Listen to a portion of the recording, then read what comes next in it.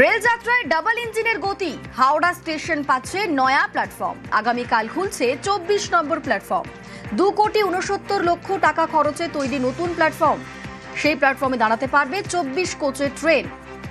হাওড়া স্টেশনের নতুন কমপ্লেক্সে 635 মিটার দীর্ঘ 24 নম্বর প্ল্যাটফর্ম তৈরি করা হয়েছে, যা তৈরি করতে খরচ হয়েছে 2,69,00,000 টাকা।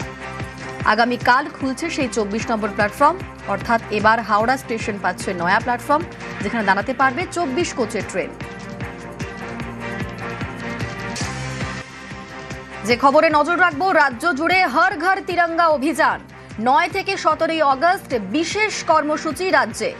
জেলায় জেলায় 13 দফা নির্দেশিকা নবান্নের, এবং এই কর্মসূচির জন্য জেলা, ব্লক, পুরসভা স্তরে আর্থিক বরাদ্দ।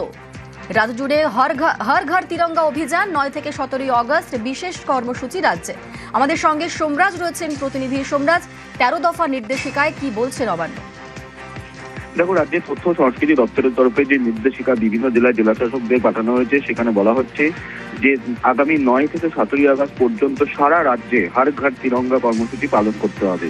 মূলত দেশপ্রেম, জাতীয় ঐক্য এবং জাতীয় পতাকার মর্যাদার প্রচারই মূল লক্ষ্য হবে এই কর্মসূচি। প্রত্যেকটি দপ্তর, জেলাশাসকের দপ্তর, কলকাতা পুরসভা, পঞ্চায়েত, বিভিন্ন পুরসভা, শিক্ষা প্রতিষ্ঠান এবং সাংস্কৃতিক যে সংগঠনগুলি রয়েছে, এছাড়াও সাধারণ মানুষকেও এই কর্মসূচিতে যুক্ত করা হবে এবং এর জন্য বিশেষ আর্থিক বরাদ্দ রাজ্যের তরফে করা হচ্ছে। প্রত্যেকটি জেলার জন্য 1 লক্ষ টাকা, প্রত্যেকটি মহকুমার জন্য 50,000 টাকা, প্রত্যেকটি ব্লকের জন্য 20,000 টাকা, প্রতি মিউনিসিপ্যাল কর্পোরেশনের জন্য 1 লক্ষ টাকা এবং প্রত্যেকটি মিউনিসিপ্যালিটির জন্য 20,000 টাকা করে আর্থিক বরাদ্দ করা হয়েছে এই কর্মসূচি আয়োজনের জন্য। এই কর্মসূচি আয়োজন কিভাবে করা হবে তার জন্য বিস্তারিত গাইডলাইন দেওয়া হয়েছে, যেখানে বলা হচ্ছে প্রত্যেকটি জেলার, মহকুমার, ব্লক এবং পুরসভা স্তরে জাতীয় পতাকা নিয়ে বৃহৎ র্যালি করা হবে এবং পদযাত্রা আয়োজন করতে হবে। পাশাপাশি এটাও বলা হয়েছে যে স্কুল কলেজে তিরঙ্গা থিমে সাজসজ্জা হবে, স্বাধীনতা সংগ্রামীদের উদ্ধৃতি, বন্দে মাতরমের বিভিন্ন অংশ প্রদর্শন করতে হবে এবং দেশাত্মবোধক পরিবেশ তৈরি করতে হবে স্কুল, কলেজ, বিশ্ববিদ্যালয়।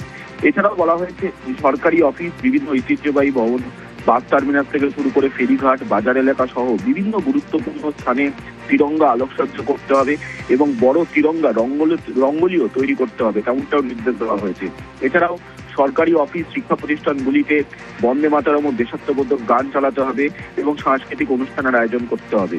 প্রত্যেকটি বাড়িতে, দোকানে, বাণিজ্যিক প্রতিষ্ঠানে এবং শিক্ষা প্রতিষ্ঠানে জাতীয় পতাকা উত্তোলন যাতে করা হয় সেই আহ্বানও জানানো হয়েছে রাজ্যের তথ্য সংস্কৃতি দপ্তরের তরফে।